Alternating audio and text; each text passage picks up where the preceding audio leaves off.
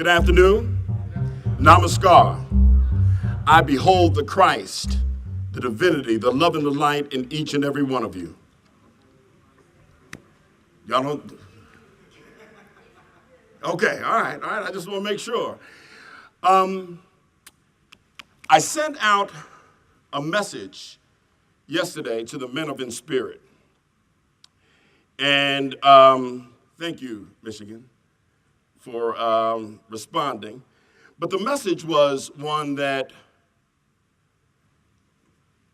I've done in my number of years as a minister. I've done a number of different sermons.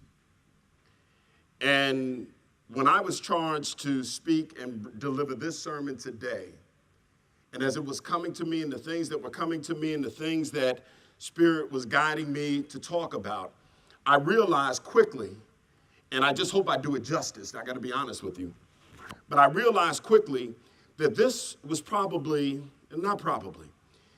that this was the most important sermon I will ever deliver.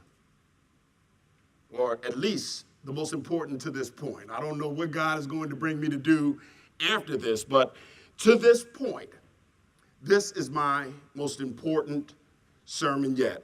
And it's a bit different than any sermon I've ever preached. So I want to start with giving you my anchor scripture, because I think if I give you my anchor scripture, and then I start talking about these things, it will really bring about, where is he going with this? How is that his anchor scripture based on what he's telling us? But my anchor scripture comes from Matthew chapter 5, verse 5. Matthew chapter 5, verse 5. And before I read the scripture, I'm going to be working on a series. So I'm going to stop at just about 25 minutes. And I'm sorry, Steve-O and Lavelle, that you may not get the whole thing, because I'm going to stop and I'm going to continue it next Sunday, okay?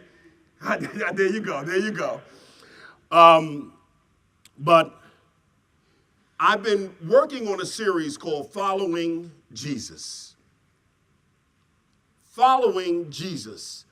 And when Spirit gave me this message to deliver, I was kind of like, okay, in my humanness, I couldn't understand how following Jesus and what Spirit was guiding me to do was going to come together. But the scripture, Matthew chapter 5, verse 5, reads, "Blessed are the meek, for they shall inherit the earth." Blessed are the meek, for they shall inherit the earth. Now, what prompted this sermon? And how am I using blessed are the meek with this sermon? Well, this is the first sermon that I've been able to teach since the travesty that happened in Ferguson, Missouri with Mike Brown. And at that point, I literally had it up to here with young black or black men, period, being taken out. Whether it was through police brutality or stand your ground, I had gotten so sick and tired. To be exact, my daughter got upset with me, and I kind of amended that this year. But I said, I'm boycotting Florida because of the stand your ground. And we were supposed to go on a cruise, a Disney cruise not a Disney cruise, a cruise for her spring break. I said, no, because it's porting out of Florida. I'm not going to Florida. I had written off Florida because I said, I can't spend my money in a place that has a stand your ground law and that found the killer of Trayvon Martin innocent. I couldn't wrap my mind around it. And so that was the beginning. And then after the Michael Ferguson, I was just like, what in the world is going on? And what can we do to make a difference? What can we do? And specifically, they're knocking down and killing black men. What can the black men of InSpirit do?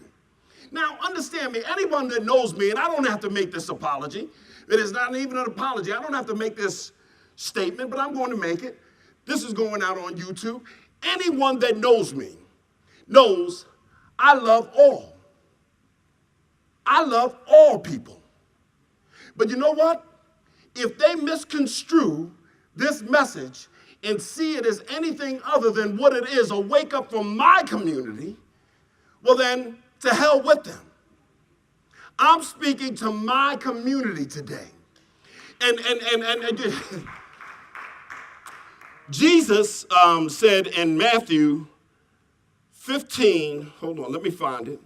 I got a lot of stuff here, y'all, so y'all gonna have to bear with me, all right? Matthew 15, 24.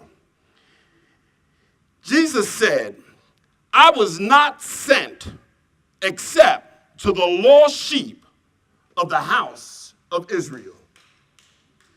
They say, y'all don't understand what that's saying. You see, I'm talking to my community today. Okay? I'm talking to my community.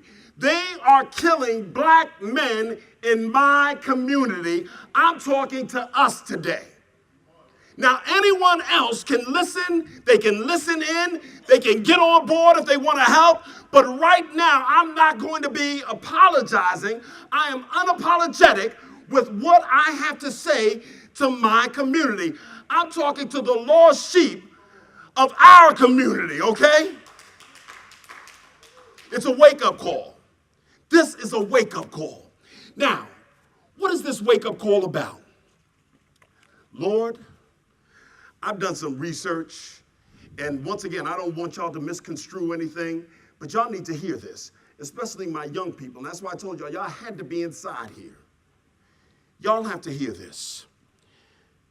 President Botha of South Africa, the former president of South Africa, Botha, before Nelson Mandela, the one that was really pushing apartheid, made a speech to his cabinet back in 1985. And I want to read some excerpts from that speech. And he starts out by saying, justifying his actions, England discriminates against blacks and their sus law. Now, let me explain what the sus law is.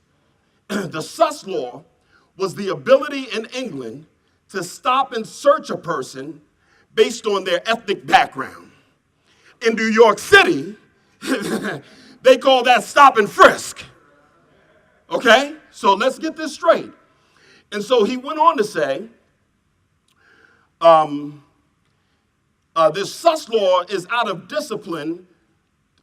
to discipline blacks. Canada, France, Russia, and Japan all play their discrimination too. Why in the hell, then, is there so much noise being made about us? Why are they biased against us? Now, this is probably the only statement that I'll agree with from both of them I'm about to read. They were making a big noise about apartheid, okay? But he was saying, everywhere you look, and he kind of left out the United States of America. But let me go on. By now, every one of us has seen it practically that blacks cannot rule themselves. Give them guns, and they will kill each other. They are good in nothing else but making noise, listen to me now, dancing, marrying many wives, and indulging in sex. Let us accept that the black man is the symbol of poverty, mental inferiority, laziness, and emotional incompetence. I'm not finished. The old trick of divide and rule is still very valid today. Now, I need y'all to hear me here. Our experts should work day and night to set the black man against his fellow man. His inferior sense of morals can be exploited beautifully, and here is a creature that lacks foresight.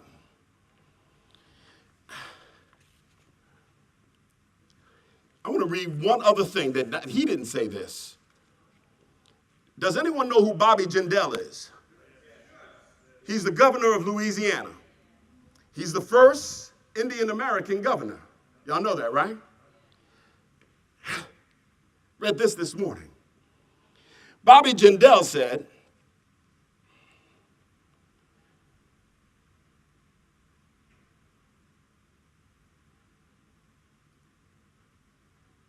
racism wouldn't exist if minorities would just act like white people.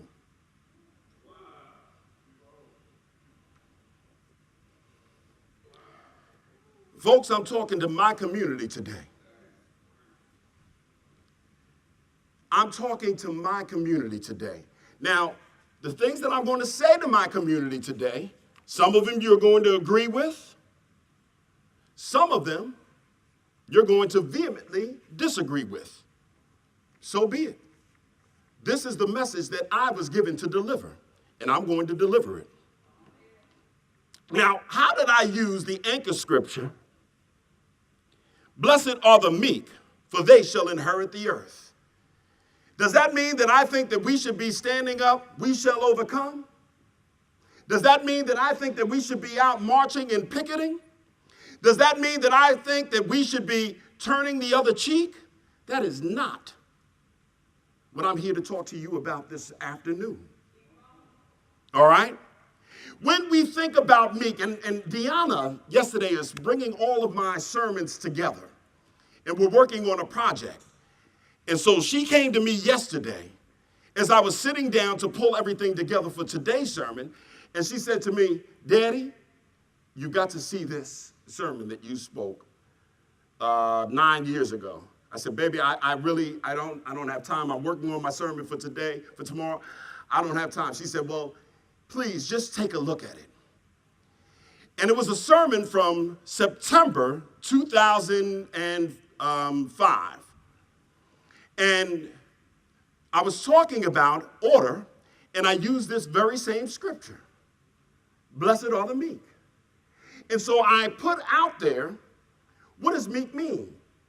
Not a rhetorical question. I put it out there and I wanted answers on what does meek mean. And I won't say the person that said it, but everybody was giving an answer, and one person said, weak. They associated meekness with weakness. I'm here to tell you right now, meekness is far from weakness. Okay? When Jesus said, blessed are the meek, for they shall inherit the earth. You see, when I talk about, I want to talk to my community today, I'm not talking about using meekness to march and say we shall overcome. Now, the revealing word says, it defines meek, anyone highly trained to react to all negative stimuli with love instead of an eye for an eye. So now, wait a minute now. That sounds like I'm saying get up and march. Huh? That sounds like I'm saying we shall overcome. That's not what I'm saying. You see, the key to this meekness and the key to my message this afternoon, it says, react to all negative stimuli with love. Now here's the key. I need y'all to listen to me. Pull in so y'all can hear me. The love that I'm going to talk about today is not loving the person that beats us upside our head. The love that I'm talking about today is not loving the one that will shoot us down cold-blooded as if we were animals. See, the love I'm talking about today is the love of self and the love of our community.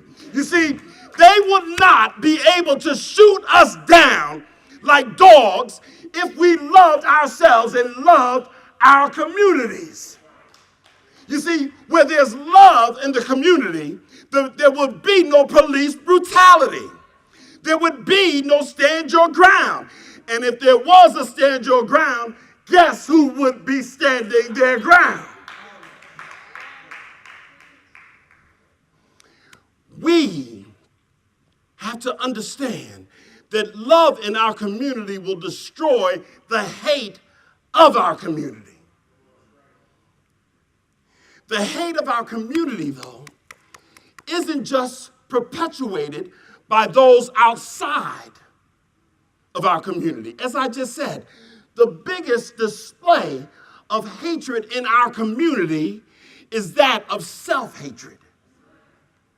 But see, self-hatred is a direct result of a lack of knowledge of self.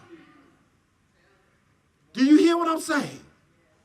See, now we can blame the government for lack of knowledge of self. We can blame religions because they keep telling us about someone else's divinity and never say anything about our divinity.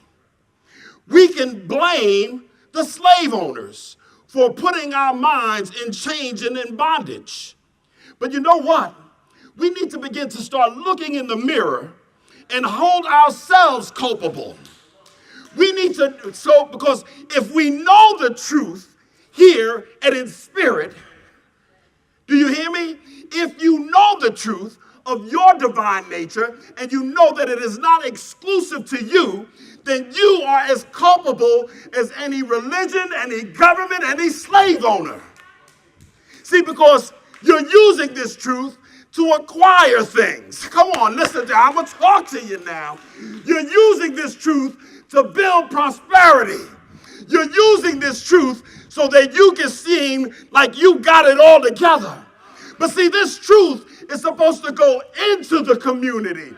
And we're supposed to wake people up. And we're supposed to get them to understand their divine nature.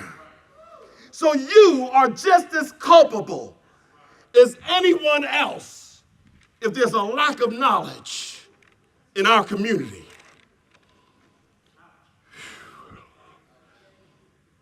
We got to wake up our community. That's the point. So now how does this work into following Jesus? I just read it. I was not sent except to the lost sheep of the house of Israel. Now understand something. This truth is not just for our community. But before we go trying to take it anywhere else, before we start trying to take it anywhere else, we need to make sure that we wake up and we wake up those around us. If I hear anyone else complaining about police brutality in our communities, and let me just say this, if you can bring it close up in, Trix, bring it in close. Let me say this, I am not releasing us killing us in our community as well. That is just as much as a bigger tragedy.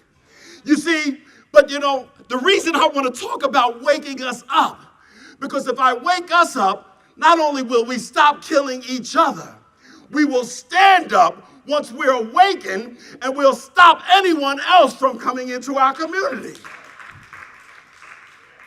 You know, here's the funny thing, and I wrote it down and I'm not even going to try to find it. I'm going to just try to remember it. If we wake up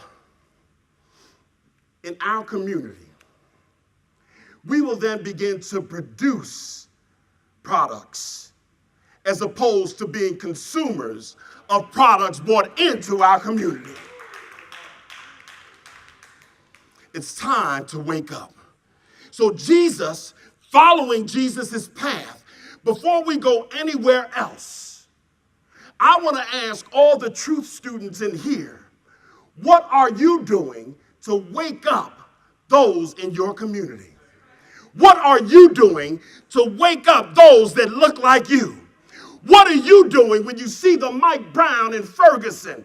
When you see the Trayvon Martin in Florida? When you see the, what's his other name? The brother in Staten Island. When you see these things, when you see Ezell in California, I don't want to hear you talking about it's a shame the shame is on you. So, what is it that we can do? Well, we know this truth. And 11 years ago, 12 years ago, 11, 12 years ago, Minister Server, myself, and KRS-One sat down, and we were chopping it up. And we were talking about going on this lecture circuit. Now, I'm not going to say what we called it because that just had a lot of, I'm not even going to get into that. But we said, we need to go into our community, into our streets, into our hoods, and let them know about this truth that we know about. Let them know about God dwelling within them. Let them know about their divine nature, because I can guarantee you one thing. In our communities, they're hearing about the divinity of Jesus, but they're not hearing about the divinity in Bubba. They're not hearing about the divinity in JoJo. They're not hearing about the divinity in Big Mama. They're not hearing about the divinity that dwells within them. And that's why we said we need to do that, and we called it Urban Inspirational Metaphysics. Urban Inspirational Metaphysics. See, because the metaphysics that's out there can be somewhat esoteric. It can be somewhat up in the air, up in the ethers, ethereal. It could be something that I can't use that here on the streets. I'm dealing with paying my rent. You talking about the God in me? The God as me? Won't you just say, God, to give me some money for this rent? So we needed to figure out a way that we can break this down and really talk to our people in our streets, in our community. When Jesus walked around, when he was talking to farmers, he used farming analogies. When Jesus was talking to fishermen, he used fishing analogies. So when we're talking to our people in the street, we need to turn up. You see what I'm saying? We need to speak to them the way they're used to being spoke to. We don't have to, we just change the delivery, not the message. But we need to get out there and do this. All right, how much time do I have? I'm almost there. I'm trying to get it done so that Lavelle and Steve-O, I'm only going to get 1 point in. I'm only going to get 1 point in. All right, here we go. So, what can we do? What's our spiritual action plan? I want to start with this. Before we can clean up the greater house, our community, we got to clean up our own house. We've got to begin to practice this stuff. We've got to begin to study to show ourselves approved. That's what it says in 2 Timothy verse 2:15, and I'm reading it from the Amplified Bible. Study and be eager and do your utmost to present yourself to God approved, tested by trial, a workman who has no cause to be ashamed, correctly analyzing and accurately dividing, rightly handling and skillfully teaching the word of truth. We've got to start studying. And when I talk about studying this truth, I'm just, raise your hand. I'm not trying to put anyone on Front Street, but I want to ask you, how many of you, forget reading just the Bible, because I think every hand would go up if I said, do you read the Bible, okay? Even if you don't read it that often, your hand would go up anyway. So I ain't going to put you on Front Street. But how many of you listen to tapes that deal with your higher infinite consciousness? How many of you are reading books that are dealing with your higher self? How many of you are studying these things that talk about the God in you as you. See, that's the studying that we have to do. Before we go into our communities, we have to make sure that we're undergirded with this stuff. We have to make sure that we understand and that we're walking this talk. We've got to study and we've got to practice this truth, not when tough times come. You see, because if you're practicing this all the time, the tough times don't come as much. So we've got to practice this truth. I'm going to get them all in. You know, number two, we have to get out and spread this truth in our community. And I read from Matthew 15:24. This is what Jesus said in Matthew 10:5-8. And I'm reading it from the Message Bible. Y'all got to hear this. Don't begin by traveling to some far-off place to convert unbelievers. And don't try to be dramatic by tackling some public enemy. Listen to me now. Go to the lost, confused people right here in the neighborhood. Tell them that the kingdom is here. Bring health to the sick. Raise the dead. Those that are dead in their spiritual awareness of their oneness with God. Touch the untouchables. Kick out the demons. Those that are talking about something that is unlike who you really are, your true authentic self. You have been treated generously, so live generously. We've got to go out into the community, our community. Matthew 10, verses 5-8 from the Message Bible. We've got to go in our community and wake them up. We got to go in our community and let them know of their divinity. We've got to go in our community. And once we get into our community to let them know of our divinity, I got a plan, y'all. I got a plan. I've already started talking to people. I want to go into our community. I'm going to take a side note here for a second. Mwali, remember Mwali, the attorney that came and spoke to us some years ago? I want to talk to him about educating our community, especially our young folk, on the law. So when a police person or police officer or anyone else says anything to them, they understand the law.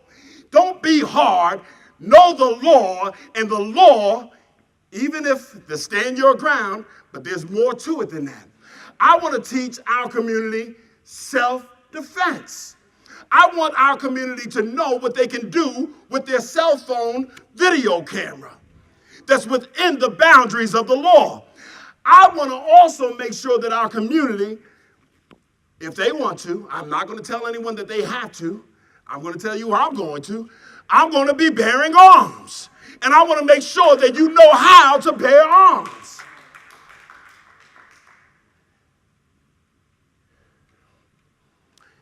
So we need to get in our community and educate our community.